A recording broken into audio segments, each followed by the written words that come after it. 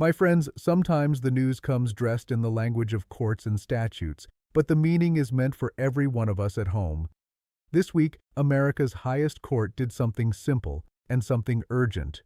The Supreme Court told a president, "You cannot reach for powers that Congress never gave." That sounds like dry lawmaking. But let me tell you, the heart of the matter is not remote. The very way our republic works rests on this line. Can one leader, facing trouble, change the nation's fortunes by the stroke of a pen?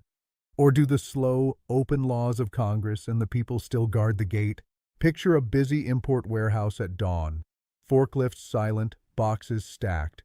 News has arrived in the night. Those tariffs that shaped paychecks and prices? On hold. The men and women standing there aren't thinking of Roberts or Kavanaugh. They are wondering, will they get a refund for jobs lost? Will prices change again next week? Is order coming or a new tide of confusion? Let's set the table. The president, Donald Trump in this story, faced deep worries: foreign threats, drugs crossing borders, unfair trade. He reached for the tools at hand. Using a law called the International Emergency Economic Powers Act, IEEPA for short, he put tariffs, big, sweeping ones, on goods from other nations. Bills piled up. Some cheered the tough line, others worried about rising costs. Then, this Friday, the Supreme Court spoke. By a vote of 6-3, they struck down those tariffs. Their reason? The law does not give the president the power to set tariffs, not even when emergencies crowd in. That's not a power to be borrowed. It belongs to Congress, and through Congress, to the people. Now, a pause. Let's not just talk in checklists and headlines. Let's remind ourselves why the founders built our system this way. Picture Congress in session. Men and women debating trade, war, peace. Each voice adds a check or a press to the balance. When only one hand pulls all the levers, danger can follow fast on the heels of good intentions. Think for a moment of a mother at her kitchen table, bills stacked high, newsprint in hand. She's read about price hikes at the store, tariffs here, refunds there, policies changing under her feet. She is not a lawyer, but she asks what millions are now asking: who decides? Who protects my interests when the storms blow? See the stakes rise. Not just for lawyers or for those who profit in shipping lanes. There's a deeper beat.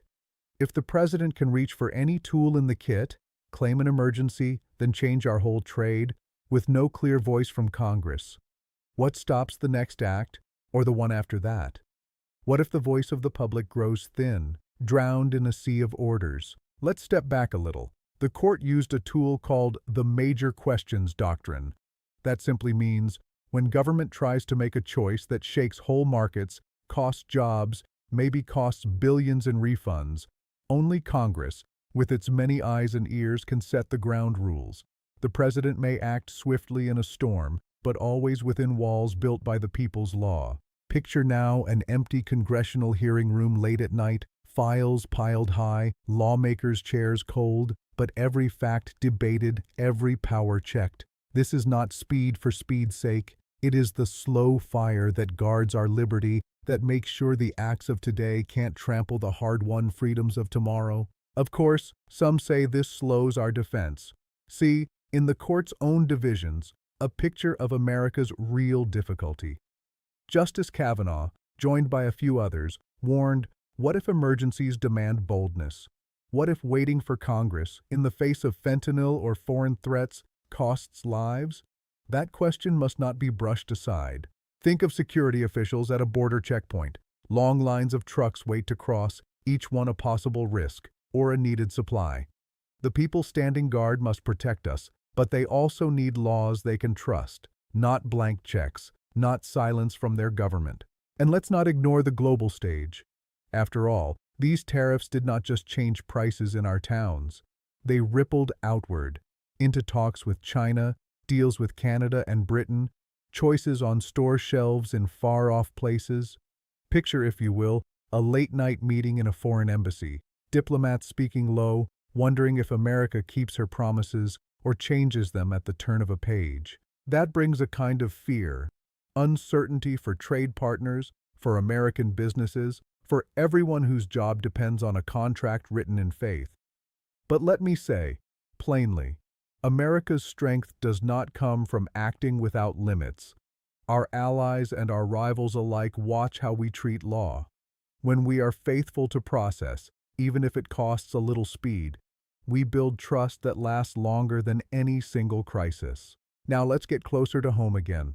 Imagine a small business on Main Street, shelves lined with goods, some from near, some from overseas. The owner opens a letter from a supplier. The old tariff is gone. Will prices tumble or rise again soon? Her workers look to her for answers, but she too waits for Washington's next move. This, my friends, is not an academic puzzle. Will there be refunds for money already lost? The court left that question hanging. Some worry, if the government pays back billions, who makes up the shortfall? Across Washington tonight, officials are hunched over ledgers and legal texts, wondering how to keep promises to both sides. Let's think for a moment what this all truly means, not just for today, but for the many tomorrows to come. In every small town, at every kitchen table, Americans are asking, if the rules can change overnight, how do we plan for the future? Picture a farmer up before dawn, fields just greening for harvest, worried by talk of tariffs and refunds. His tractor cost more this year because of a rule made far away. Suddenly, he wonders if the money will come back, or if next season's plans must change again. This is the real cost of uncertainty. When power shifts without clear bounds, trust becomes a scarce thing. And trust, my friends, is the quiet backbone of every market, every handshake, every mortgage, every plan a family makes. When the people do not know who holds the reins and for how long, the path ahead becomes clouded. It matters then that this Supreme Court decision does more than settle a single law. It draws again the map of how our republic must act in times of stress. To some, the judgment may sting as a loss of strength. To others, it rings as a long overdue check. But for all of us, it is a test. Will we accept the patient wisdom of many hands and many voices? Or will we give in to the tempting ease of command by one? There are many who worry that such decisions make America weak, slow, even clumsy. But let us not forget, our greatest moments have not come when one person alone seized the helm. They came when the people's representatives, after argument and sweat and not a little dust in the air, put the nation first. Imagine the lights burning late in a union hall, workers debating what is fair. Or think of a group of small-town merchants gathered in a dusty back room, searching for a way to stay afloat through lean times, each bringing what he or she knows best. That is the American way. Slow sometimes, yes, but steady, enduring, and just. Pause and picture now a student at her school desk, learning from her teacher about checks and balances, about three branches that guard one another for the sake of freedom. She does not yet know of all the tariffs or legal battles, but she learns slowly and surely that power unchecked is power unworthy of a free people. But as the tension rises, let us not ignore the pain that comes with change. Some will not get back what they lost. Others may find the rug pulled out from beneath them, again. Every refund debated in Congress will mean something missed elsewhere. The ledger never balances itself. That is hard, and we must not paint over it with easy words. Still, let me say it plain as day. America's strength is her unity. Not in the unity of silence, but in the unity forged when differences are aired honestly, and the people's will expressed through law rather than decree. Remember, history has seen this before. In other times and places, leaders have claimed emergencies to bend the law. The end, it is said, justifies the means. Yet always, the cost has been high. Freedom given away in penny packets, promises made with one face and broken with another. So let us not allow ourselves to be blinded by fear, nor lulled by quick solutions, however bold they may seem. The Republic can be saved, not by trading away its careful truths, but by holding fast to them when the thunder rolls loudest. Now as day closes and families sit down together in houses big and small, some with more questions than answers, let us remember one thing above all. Not all news is black and white. The disputes of the courts, the worries in the marketplace, All these are but signs of a living democracy at work, and that is cause, always, for hope. If your pantry is uncertain, if your business ledger runs red instead of black, or if you lie awake over the fate of your job or your children, know this: you are not alone. The questions stirred by this Supreme Court decision belong to every American. Whether in the White House or a farmhouse, in Congress or a corner store, we each have a share in this outcome. So tonight, I say to you, do not despair. Tomorrow's headlines may bristle with new debate, but the long, steady voice of the American people, echoing through Congress, through the courts, through every hard-fought compromise, will carry us on. Let us think what kind of country we want our children to wake up in, one led by the will of a single man, or one shaped by the steady hands of the many who must live by its rules? The answer is not found in one court or even in one president. It is in the daily work of free citizens, insisting that their government acts by reason and by consent. As night falls on the bustling city streets and the quiet farms alike, let each of us carry a piece of that responsibility. For in holding our leaders to account and in taking part in the great debates of our time, we make certain that liberty does not bow to haste and that democracy endures another day. My friends, as we cross this threshold, we find ourselves with more questions than answers. Yet that, too, is the heart of a republic, asking and demanding, never permitting a single hand to hold all the keys. So, what comes next? Picture, if you will, the halls of Congress waking with fresh resolve. Committees gather, phones ring, letters stack high from every district, calls for clarity, for justice, for action. Lawmakers, under the watchful gaze of the people, must not retreat into silence. The responsibility belongs to them now, to rebuild rules where the court has drawn fresh lines, to speak for those whose voices carry no further than the Daily Mail. You, the citizen, are not powerless. Think of a truck driver pausing at a rest stop, jotting his story in a letter to his senator, or a teacher pausing between lessons to urge her neighbors, "Let's be heard." In this land, government is not them. It is us. When we speak, when we press, when we demand nothing less than good law, America moves. Still, let us not kid ourselves about the challenge ahead. Refunds must be reckoned. Budgets must be held in the balance, lest promises to some become debts to all. Picture a Treasury official late at night, papers spread across the desk, seeking a path that honors every obligation and keeps the faith of our creditors. That is steady, unsung work, the kind that upholds the dollar and the bond of a nation. Across seas, too, our friends and rivals look on. Has America lost her edge? They may wonder. Is she too slow to act? But look closer.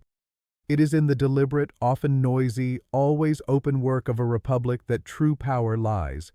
Quick fixes may win a season, but trust and partnerships, built on the steady ground of law, last a lifetime.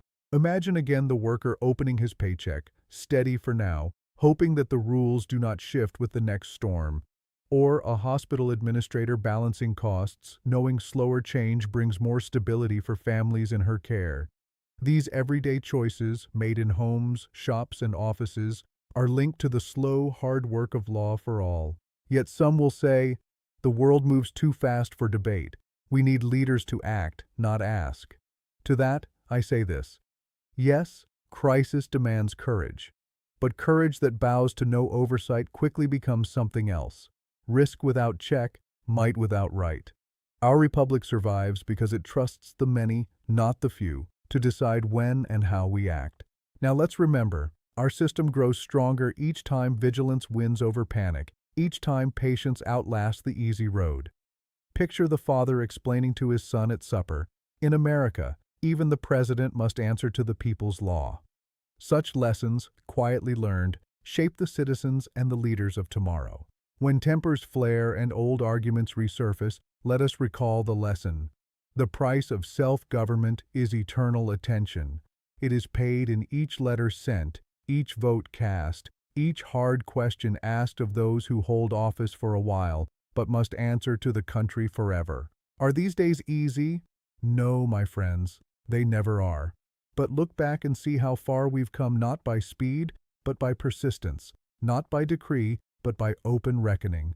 We weathered depressions and wars not with shortcuts, but by joining together, side by side, to demand a country big enough for all. So, as twilight deepens and the headlines roll on, let's search for steadiness, not in the rush of a pen, but in the work of many.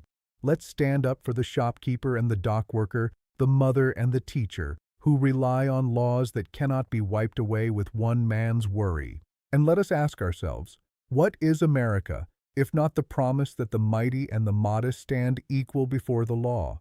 When the rules are made by sunlight, by debate, by compromise, by all, we hold fast to the hope that has carried us for generations. So tonight I offer you not just news, but the hope of renewal, the reminder that each citizen, by standing watch and lending voice, keeps our republic strong. As long as we choose the path of patience, process, and faith in one another, we will not lose our way, no matter the winds that blow or the storms that gather. The republic can be saved by the shoulders of those who bear its burdens and the hearts of those who keep its faith. So as you tuck in your children or lock up your store, remember, the slow, noisy, sometimes frustrating work of law and balance is not a flaw, but our greatest strength.